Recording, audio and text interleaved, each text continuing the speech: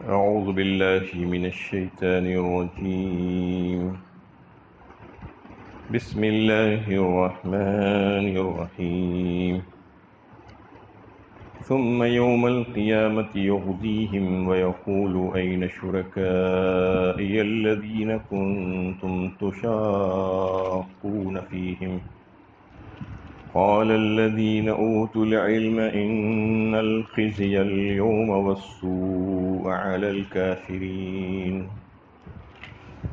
پھر قیامت کے دن وہ انہیں رسوا کرے گا اور پوچھے گا کہاں ہیں میرے وہ شریک جن کے بارے میں تم لڑتے تھے.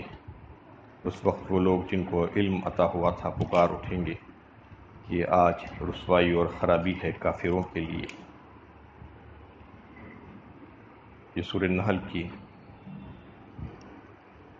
27 نمبر کی آیت ہے. اس سے گزشتہ آیتوں میں یہ مضمون چلا آ رہا تھا کہ وہ منکرین اور ظالم، وہ مشرکین جو اللہ کے ساتھ اوروں کو بھی شریک کرتے ہیں، اور جن کا حال یہ ہے کہ جب ان سے پوچھا جاتا کہ تمہارے رب نے کیا نازل کیا ہے تو کہتے ہیں کہ یہ تو اگلوں کی کہانیاں ہیں، اور کیا ہے اس میں. انہیں ایسا کہہ کر لوگوں کو گمراہ کرتے ہیں، خود گمراہ اور دوسروں کو بھی گمراہ کرتے ہیں. اللہ تعالیٰ نے واضح فرما دیا کہ یہ نہ صرف اپنے بوجھ پورے اٹھائیں گے بلکہ ان لوگوں کے بوجھ کا بھی ایک حصہ انہیں اٹھانا پڑے گا جن کو انہوں نے گمراہ کیا تھا. ان کے مکر اور چال بازیاں ایسی تھی جس کی وجہ سے ان کے اوپر اللہ کا عذاب آیا. ایسا شروع سے ہوتا آیا کہ نبیوں کی تکذیب کی وجہ سے قوموں کو اللہ تعالیٰ نے صفِ ہستی سے مٹا ڈالا. اب اس آیت میں فرمایا جا رہا ہے کہ قیامت کے دن اللہ تعالیٰ انہیں ذلیل و رسوا کریں گے. دنیا کا عذاب تو ان کو مل چکا، اس کے علاوہ آخرت کا بڑا عذاب ان کے لیے تیار ہے جو قیامت میں انہیں ملے گا. پہلے تو اللہ تعالیٰ ان کو رسوا اور ذلیل کریں گے اور پوچھیں گے کہاں ہیں تمہاری وہ شریک جن کو تم میرے ساتھ شریک کرنے کے لیے میرے بندوں سے لڑتے تھے، جھگڑا کرتے تھے. اس وقت ان کے وہ شریک ان کی مدد کے لیے نہیں آئیں گے، سب غائب ہو جائیں گے. اور جن کو اللہ تعالیٰ علم عطا کیے ہیں، وہ علم والے جو علم سے استفادہ کیا تھا، جن کا اصلی علم وہی الہی کی بنیاد پر تھا، من مانی علم نہیں، وہ میدان حشر میں مشرکین کا یہ حال دیکھ کر محسوس کریں گے کہ مشرکین کے جس انجام کی خبر وحی الہی نے دی تھی وہ بالکل سامنے ہے. چنانچہ وہ پکار اٹھیں گے کہ آج کافروں کو اپنے برے انجام تک پہنچنا ہے. اس آیت میں اہل علم کا اللہ تعالیٰ نے کیسا ان کو اعزاز بخشا جو اپنے علم پر عمل کرتے ہیں. صرف علم رکھ کے خاموش نہیں بیٹھتے بلکہ علم پر عمل کرنے والے لوگ جنہوں نے علم سے استفادہ کیا، تو اس دن وہ کہیں گے کہ واقعی میں یہ بات بالکل صحیح اور سچی ہے، ہماری نظروں کے سامنے ہے، یہ ہمیں نظر آ رہا ہے اور دکھائی دے رہا ہے. الذين تتوفاهم الملائكة ظالمي أنفسهم فألقوا السلم ما كنا نعمل من سوء بلى إن الله عليم بما كنتم تعملون. ان کے لیے جنہیں فرشتے اس حال میں وفات دیتے ہیں کہ وہ اپنی جانوں پر خود ظلم کر رہے ہوتے ہیں، اس وقت وہ عاجزی کرنے لگ جاتے ہیں کہ ہم تو کوئی برائی نہیں کر رہے تھے. کیسے نہیں؟ تم جو کچھ کر رہے تھے اللہ اس سے اچھی طرح واقف ہے. اس آیت میں اللہ تعالیٰ موت کا نقشہ کھینچے ہیں کہ وہ کفار اور سرکش اپنے اوپر ظلم ڈھاتے اس انجام کو پہنچ گئے. اب ان کے لیے موت جب سامنے نظر آنے لگی، گرفتار عذاب ہوئے، فرشتے ان کی روحیں قبض کرنے کے لیے آئے، تو اب ان کے عذاب کا سلسلہ یہیں سے شروع ہو جاتا ہے. آثار عذاب تو دنیا میں موت ہی کے وقت سے شروع ہو جاتے ہیں، جیسا کہ اللہ کے نیک بندوں کے لیے بشارتیں اور خوشخبریاں فرشتے لے کر آتے ہیں اسی زندگی میں، ان کے آخری ایام میں، اسی طریقے سے اس کے برخلاف ان بدبختوں کے لیے آثار عذاب بھی سامنے آ جاتے ہیں، مغائبات سے پردے ہٹا دیے جاتے ہیں، سب کچھ صاف نظر آنے لگتا ہے۔ جن جن باتوں کا وہ انکار کرتے رہے تھے زندگی میں، وہ ساری باتیں اب ان کے سامنے نظر آتی ہیں۔ اس وقت عجیب عجیب باتیں وہ کرنے لگتے ہیں۔ کچھ باتوں کا تذکرہ یہاں پر اللہ تعالیٰ نے کیا ہے۔ موت کے فرشتوں کو دیکھتے ہی ان کا غرور کا نشہ جو تھا وہ اتر جاتا ہے، اور اپنی ساری بحثیں ختم کر کے تسلیم و اطاعت کا طریقہ اختیار کرتی ہیں، اور اس وقت ان پر ایسا خوف طاری ہوتا ہے کہ وہ اپنے برے اعمال سے انکار کرنے میں لگ جاتے ہیں۔ لیکن فرشتے ان کے اس جھوٹ کی تردید کرتے ہوئے کہتے ہیں کہ اللہ تمہارے اعمال سے بے خبر نہیں، تم جھوٹ بول رہے ہو۔ واللہ ربنا ما كنا مشرکین، فرمایا اللہ تعالیٰ نے۔ یہ اس وقت بھی کہیں گے، محشر میں بھی اللہ کے سامنے جھوٹ بولیں گے، کیونکہ جھوٹ بولنے کی اتنی عادت ہو گئی کہ وہاں پر بھی جھوٹ بولنے سے باز نہیں آئیں گے۔ لیکن فرشتے کہیں گے کہ خاموش بیٹھو، تم جھوٹے ہو، تمہارے اعمال اللہ تعالیٰ جو ہے لکھ رکھ چکے ہیں، اور ان کو اس کا بخوبی علم ہے۔ اور کئی ایک موقعوں پر اللہ تعالیٰ نے ان لوگوں کی موت کے وقت کا حال بیان کیا ہے کہ فرشتے جب ان کے سامنے آ جاتے ہیں تو جب وہ معافی مانگنے لگتے ہیں، توبہ کرنے لگتے ہیں، لیکن وہ توبہ اور جو ہے وہ ایمان لانا ان کے لیے فائدہ مند نہیں ہوتا۔ وَلَيْسَتِ التَّوْبَةُ لِلَّذِينَ يَعْمَلُونَ السَّيِّئَاتِ حَتَّى إِذَا حَضَرَ أَحَدَهُمُ الْمَوْتُ، سورۃ النساء 4 پارے میں جو ہے ان کا تذکرہ فرمایا گیا کہ وہ توبہ نہیں ہے، قابل قبول نہیں ہے اللہ کے پاس، جو موت کو سامنے دیکھتے ہوئے ڈر سے توبہ کرنے لگتا ہے بندہ۔ وَلَيْسَتِ التَّوْبَةُ لِلَّذِينَ يَعْمَلُونَ السَّيِّئَاتِ حَتَّى إِذَا حَضَرَ أَحَدَهُمُ الْمَوْتُ، زندگی بھر برائیاں کرتے رہا، منمانی زندگی گزارتا رہا، اب موت کے فرشتے سامنے نظر آنے لگے تو اس وقت کہتا ہے کہ معافی مانگتا ہوں۔ بالکل اسی طریقے سے جیسا کہ فرعون کی توبہ کا تذکرہ اللہ تعالیٰ نے سورہ یونس 11 پارے میں کیا، حَتَّى إِذَا أَدْرَكَهُ الْغَرْقُ قَالَ آمَنْتُ أَنَّهُ لَا إِلَٰهَ إِلَّا الَّذِي آمَنَتْ بِهِ بَنُو إِسْرَائِيلَ وَأَنَا مِنَ الْمُسْلِمِينَ، جب ڈوبنے لگا، غرق ہونے لگا، موت سامنے نظر آنے لگی تو کہتا ہے کہ میں ایمان لاتا ہوں۔ اس یعنی قوم بنی اسرائیل کے رب کے اوپر، موسیٰ اور ہارون کے رب کے اوپر میں ایمان لاتا ہوں۔ اس وقت کہا جا رہا ہے کہ الآن وقد عصیت قبل وکنت من المفسدین، اچھا اب ایمان لاتا ہے، ایمان لانے کا وقت گزر چکا ہے تیرا، اب تو ایمان نہیں لا سکتا، تجھے اس سے کوئی فائدہ نہیں ہوگا۔ اس سے پہلے تو ابھی تک تو سرکشی کرتا رہا، منمانی زندگی گزارتے رہا، ایمان لانے کا اور توبہ کرنے کا ایک وقت اللہ تعالیٰ نے مقرر فرمایا ہے، وہ وقت ہے غرغرہ موت سے پہلے غرغرہ موت کے لگنے سے پہلے، موت کے آثار سامنے نظر آنے سے پہلے، موت کے فرشتے آ جانے سے پہلے ایمان لانے کے لیے کہا گیا ہے، توبہ کرنے کے لیے کہا گیا ہے۔ اس وقت تک اللہ تعالیٰ مہلت دیتے ہیں اور دروازہ کھلا رہتا ہے توبہ کا۔ جب وہ سامنے آ جاتے ہیں تو پھر ایمان بالغیب کا معاملہ ختم ہو جاتا ہے، سب کچھ نظر آنے لگتا ہے اس مرنے والے کو، دیگر لوگوں کو نظر نہیں آتا، لیکن مرنے والا تو سب دیکھنے لگتا ہے۔ جن جن باتوں کا وہ انکار کرتا رہا تھا زندگی بھر، وہ ساری باتیں اس کے سامنے، جنت اور دوزخ کے نظارے فرشتے سامنے نظر آ رہے ہیں۔ اس وقت تو مجرمین ایسا ہی کرتے ہیں، دنیا میں بھی تو ایسا ہی ہوتا ہے کہ جب پکڑے جاتے ہیں تو کہتے ہیں کہ آئندہ سے نہیں کروں گا، بالکل اسی انداز میں وہ کہتے ہیں کہ اب آئندہ نہیں کریں گے، ہمیں موقع دیجیے، مہلت دیجیے، ہم ایمان لاتے ہیں، ہم توبہ کرتے ہیں، لیکن وہ ساری باتیں ان کی جو ہے ناقابل قبول رد کر دی جاتی ہے اور کہہ دیا جاتا ہے کہ تم جھوٹے ہو، تم نے زندگی بھر اپنی منمانی زندگی گزاری تھی۔ اس کا نقشہ اللہ تعالیٰ نے یہاں پر کھینچ کر بتایا ہے کہ اس وقت وہ اسی قسم کی باتیں کریں گے۔ فَادْخُلُوا أَبْوَابَ جَهَنَّمَ خَالِدِينَ فِيهَا فَلَبِئْسَ مَثْوَى الْمُتَكَبِّرِينَ، داخل ہو جاؤ جہنم کے دروازوں میں، اسی میں تمہیں ہمیشہ رہنا ہے، تو دیکھو کیا ہی برا ٹھکانہ ہے تکبر کرنے والوں کا۔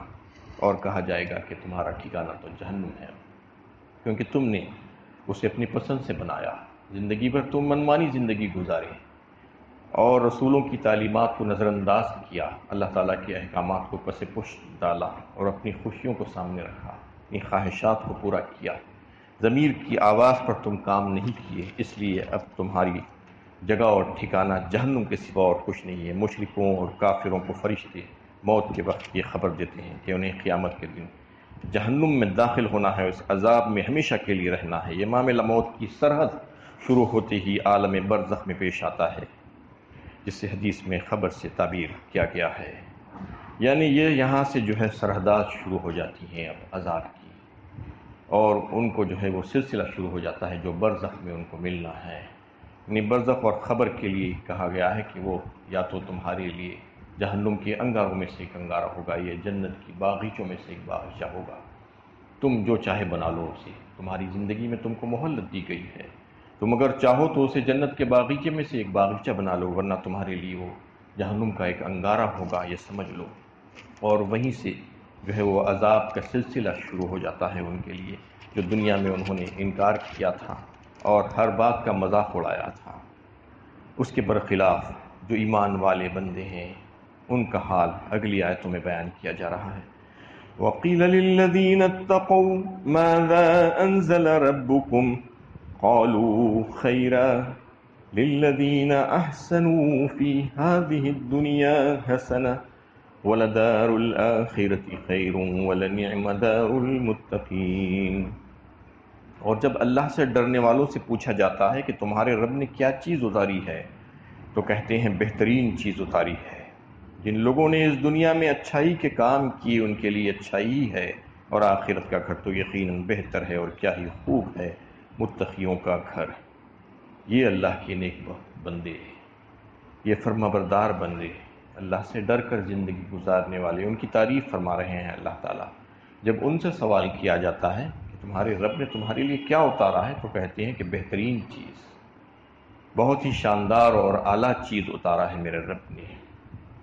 ان کے لیے دونوں جہاؤں میں خوشخبریاں ہیں، دنیا میں بھی اور آخرت والی زندگی میں بھی۔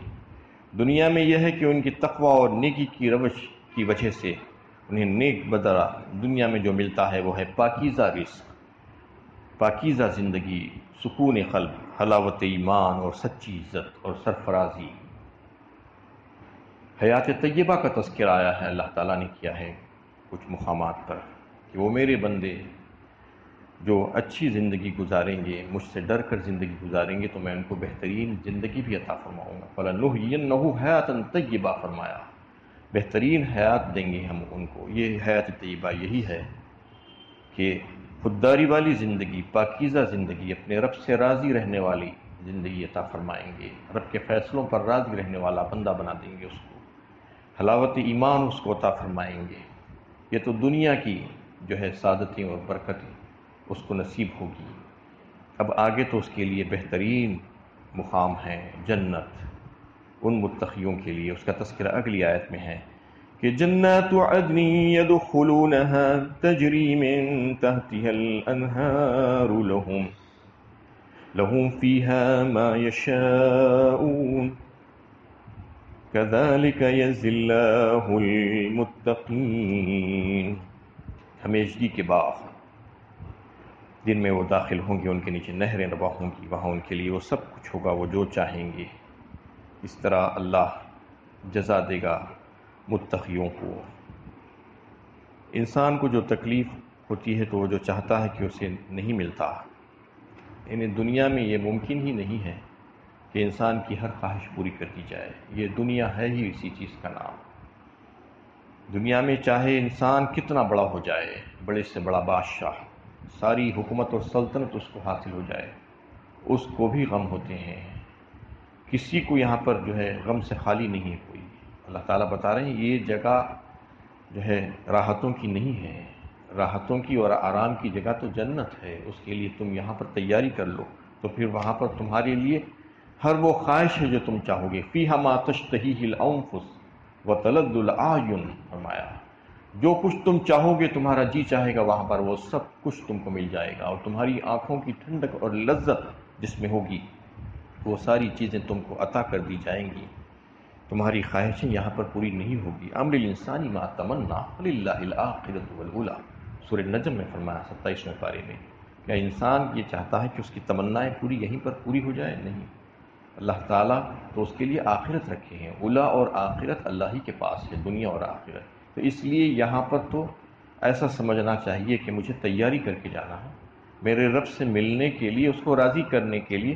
مجھے اصلی نعمتیں تو وہاں پر ملنے والی ہے جنت کی شکل میں، یہ سوچنا ہے۔ یہاں کی نعمتیں تو بالکل عارضی ختم ہو جانے والی ہے، وہاں کی نعمتیں جو ملے گی وہ نہ ختم ہونے والی ہوگی، لافانی ہوگی، وہاں پر ہر چیز جو ہے ہمیشگی ہوگی اس میں، وہاں پر بہترین نعمتیں۔ اور اللہ تعالیٰ ان جنتیوں کو جو ہے کس طریقے سے نوازیں گے اس کا تذکرہ اللہ تعالیٰ نے مختلف صورتوں میں جو ہے تذکرہ فرمایا۔ سورہ واقعہ میں بھی اس کا تذکرہ فرمایا کہ ان کو جو ہے ہر قسم کے پرندوں کا گوشت دیا جائے گا اور ہر قسم کے میوہ جات ان کے لیے وہاں پر رکھے گئے ہیں۔ اور پھر سورہ دہر میں جو ہے اس کا تذکرہ فرمایا اللہ تعالیٰ نے کہ کیسی شاندار نعمتیں اور سلطنتیں ہوں گی وہاں پر، کہ چوطرف جہاں جہاں پر نظر ڈالے گا وہاں پر اس کو جو ہے ایک عظیم الشان سلطنت کا مظاہرہ ہوگا۔ وَيَطُوفُ عَلَيْهِمْ وِلْدَانٌ مُخَلَّدُونَ بِأَكْوَابٍ وَأَبَارِيقَ وَكَأْسٍ مِّن مَّعِينٍ لَا يُصَدَّعُونَ عَنْهَا وَلَا يُنزِفُونَ وَفَاكِهَةٍ مِّمَّا يَتَخَيَّرُونَ وَلَحْمِ طَيْرٍ مِّمَّا يَشْتَهُونَ، یہ سورہ واقعہ میں اللہ تعالیٰ نے فرمایا۔ وَإِذَا رَأَيْتَ ثَمَّ رَأَيْتَ نَعِيمًا وَمُلْكًا كَبِيرًا، سورہ دہر میں فرمایا نعمتیں، سراسر نعمتیں، جہاں پر دیکھو ایک عظیم الشان سلطنت نظر آئے گی بہترین باغات کی شکل میں۔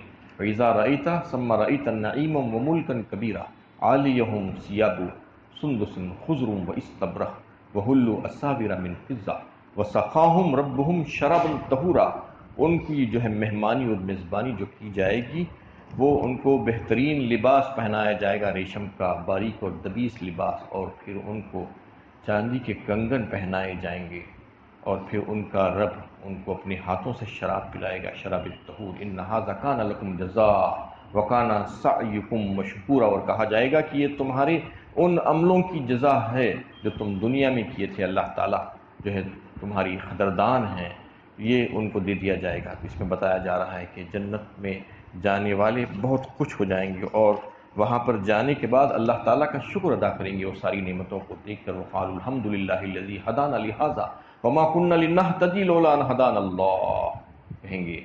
یہ جو ہے سورہ اعراف 8ویں پارے میں آیا ہے کہ وہ اللہ تعالیٰ کا شکر ادا کرتے ہوئے کہیں گے کہ اللہ تعالیٰ نے ہم کو آج جس مقام پر پہنچا دیا ہے، یہ مقام پر ہم نہیں پہنچ سکتے تھے اگر اللہ تعالیٰ ہم پر جو ہے رحم نہ فرماتے۔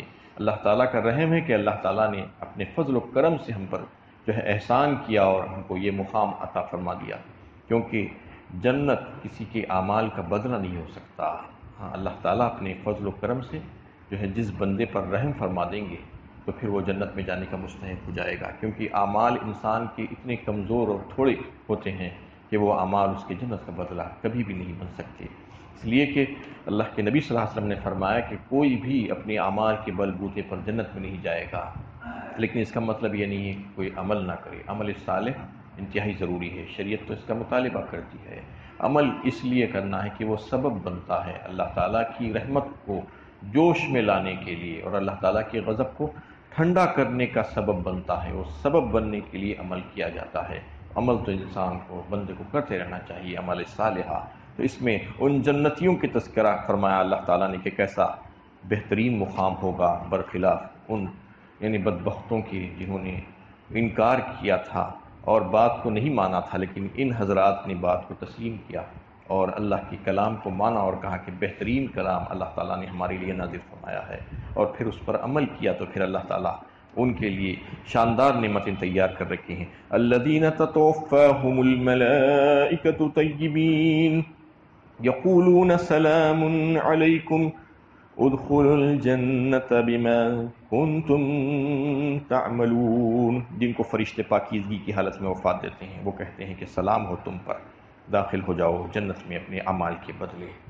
یہ حال ہے ان کا، فرشتے ان کے پاس آ کر سلام پیش کرتے ہیں اور ان کو خوشخبریاں دیتے ہیں، جیسا کہ سورہ حامیم سجدہ 24ویں پارے میں فرمایا گیا کہ فرشتے خوشخبریاں لے کر آتے ہیں ان کے پاس۔ ان الذین قالوا ربنا اللہ ثم استقاموا تتنزل علیہم الملائکۃ الا تخافوا ولا تحزنوا وابشروا بالجنۃ التي کنتم توعدون، جو جنہوں نے کہا کہ میرا رب اللہ ہے، ہمارا رب اللہ ہے، اور اس پر جم گئے، استقامت کی، تو پھر موت کے وقت بھی فرشتے آتے ہیں، خبر میں بھی فرشتے آتے ہیں، محشر میں بھی فرشتے آتے ہیں ان کے لیے اللہ تعالیٰ کی طرف سے، ان کو دلاسا و تسلی دینے کے لیے، ان کو خوشخبریاں سنانے کے لیے کہا جاتا ہے کہ تمہارے لیے خوشخبری ہے، تمہاری ساتھی تھی ہم دنیا میں بھی اور یہاں پر بھی تمہارے ساتھی ہیں، تم یہاں پر جو چاہو گے، جو مانگو گے، وہ تمہارے لیے تیار اور حاضر ہے۔ یہ خوشخبریاں ان حضرات کے لیے، ان خوش نصیبوں کے لیے ہے جو بات کو تسلیم کرتے ہیں، مانتے ہیں اور اپنی من مانی زندگی نہیں گزارتے، بلکہ رسولوں کی بات کو، ان کی بات کو سچا سمجھ کر اس پر عمل کرتے ہیں۔ اللہ تعالیٰ سے دعا ہے کہ اللہ تعالیٰ ہمیں صحیح علم و عمل کی توفیق عطا فرمائے۔